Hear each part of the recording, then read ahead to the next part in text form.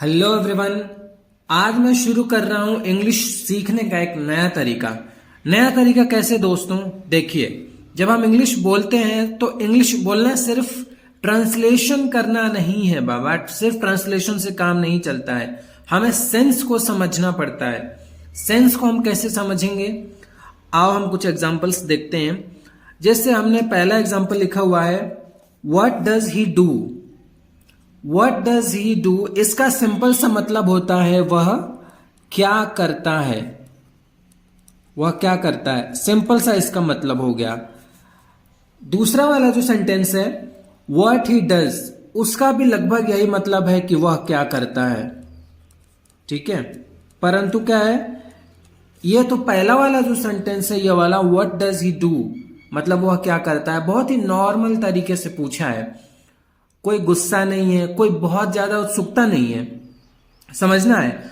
दूसरा वाला जो है पूछता है व्हाट ही डज, मतलब वह क्या करता है, थोड़ा सा जानने की ज्यादा उत्सुकता है।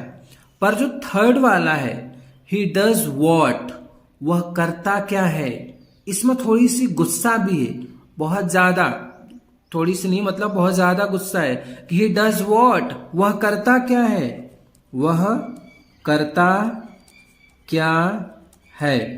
तो अब आप समझेंगे कि ये जो तीनों सेंटेंसेस है, इनको बोलने में कितना फर्क है, इनके मीनिंग का, इतने सेंस का कितना अंतर आता है। So what does he do, वह क्या करता है, नॉर्मली पूछ लिया। व्हाट ही डज, वह क्या करता है, थोड़ा सा उत्सुकता से पूछा।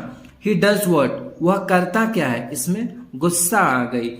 ठीक है, जो जब हम इंग्लिश बोलते हैं तो इन बातों का, इन सेंस को हमें ध्यान में रखना है और सेंस को समझना है।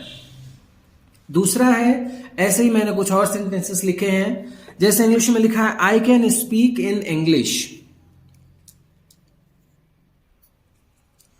ये वाली जो कंपोजिशन है ये पूरी तरीके से सेंस पर आधारित है।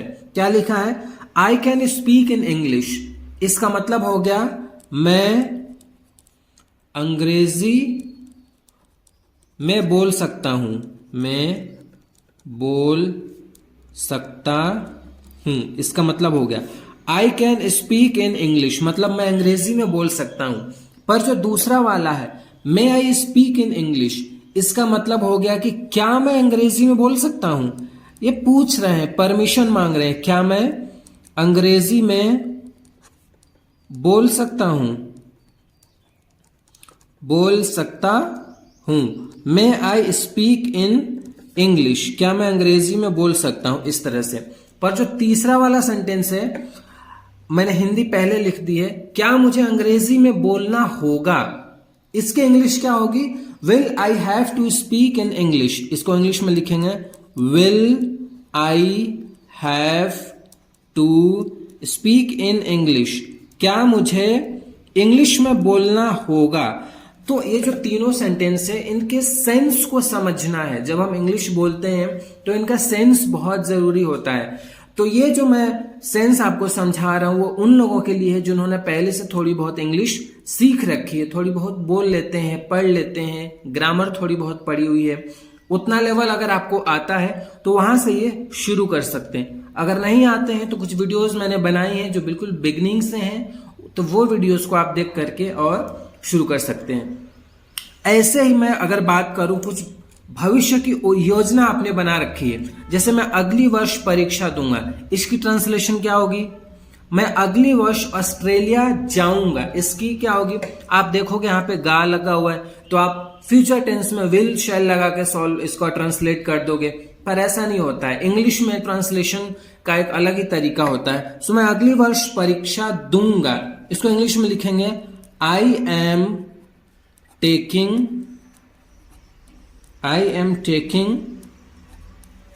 my examination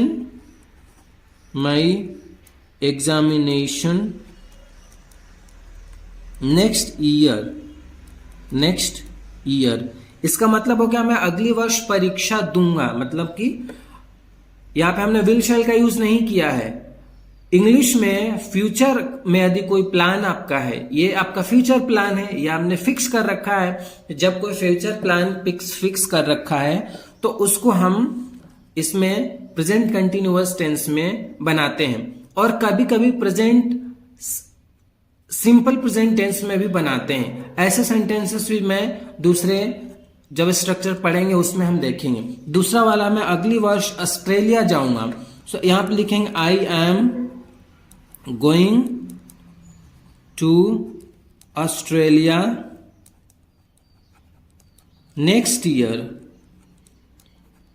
मैं अगले वर्ष ऑस्ट्रेलिया जाऊंगा।